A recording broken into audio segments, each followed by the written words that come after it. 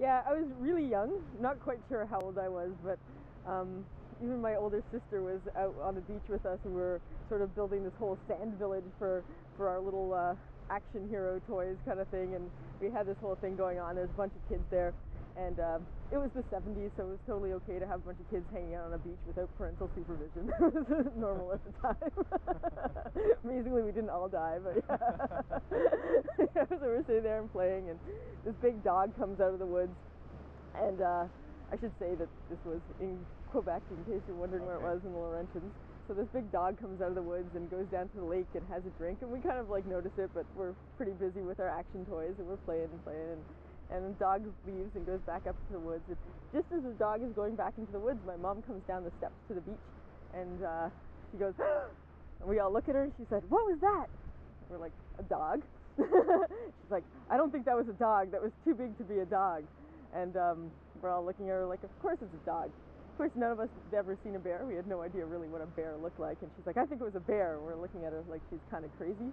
And she's like, "Come with me." And she goes over and she looks at the footprints.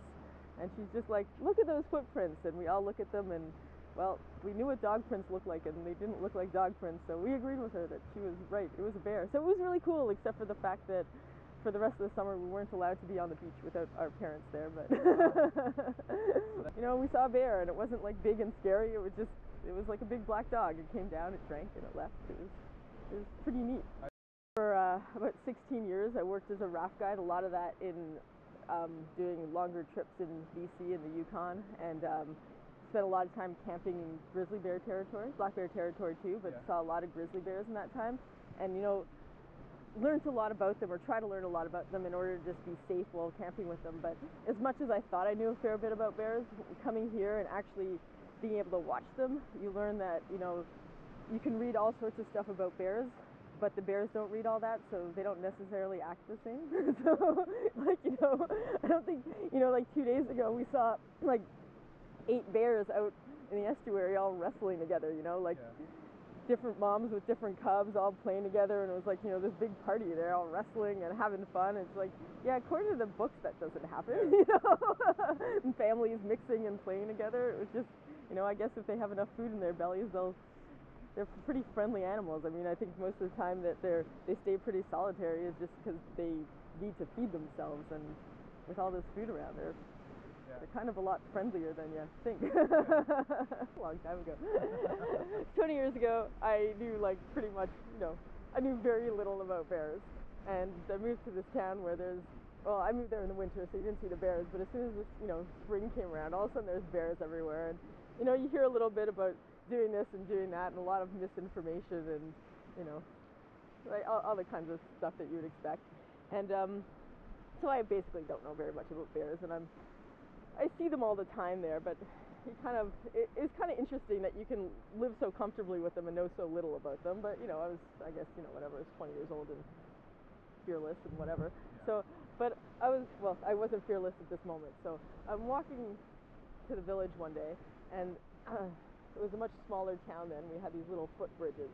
So I'm going over this little footbridge on my way to the village, and this black bear comes running right at me, like full speed. It's running out of the woods towards the footbridge, and I just stopped, and I didn't think about anything that anybody had told me to do in that situation. I just stopped and waited for them, and I was like, I wonder what's going to show in the movie about my life as it flashes before my eyes, because surely I'm about to die.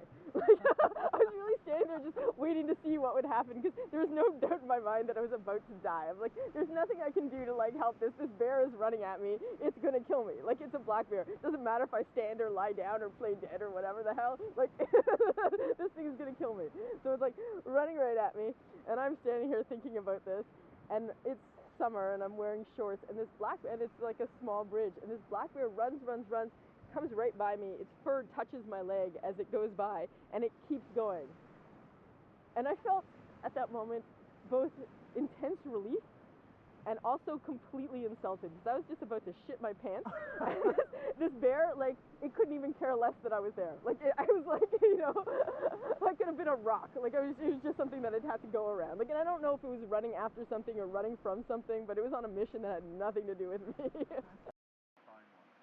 I was talking with my dad the other day. I was telling him the story about you and I up and seeing the bears up and above the clouds, and he was asking what I'd been up to, and that was pretty cool. Like that one little cub looking for the salal berries came pretty close to us, like not crazy close, but it was like nice and enough for your like that bear's pretty close, and it's kind of exciting, and it's exciting when you're not going up to the bear, but the bears are sort of choosing to be comfortably close to you, but not in any kind of bad way. And so I was telling him a bit about that, and and how we saw them walk down the walkway, which I just thought was so cool. And he's like, doesn't that scare you? Like, aren't you ever scared of the bears? And I said, well, no, I kind of feel a lot about the bears like I feel about running whitewater. Like I did that for many, many years, and I feel like whitewater rapids, I don't know, I mean, some of them scare me, but a lot of times it's not about fear, it's about like just learning to understand and being respectful and knowing that, like just like a big rapid, a bear can kill you, but it probably won't. And you need to, and especially if you follow certain rules and you stay within your boundaries and all that kind of stuff, you just have to be thoughtful about, you have to understand your own place in this, and you have to understand that they're more powerful than you, and then just sort of, just learn about them. And it's just about having a lot of knowledge and understanding how to deal with either rapids or bears, and sometimes you might misjudge and then you're screwed. But you also might get, mowed down by a bus walking across the street. Like people drown in their bathtubs every day. I'm not scared to take a bath. Them and being like, oh, okay, so this is what they do when they're just hanging out. Like this is a lot of times they're just hanging out eating seds, kind of looking a bit like cattle. It's like it's what a lot of their life is not roaming around the woods looking for children to eat or anything.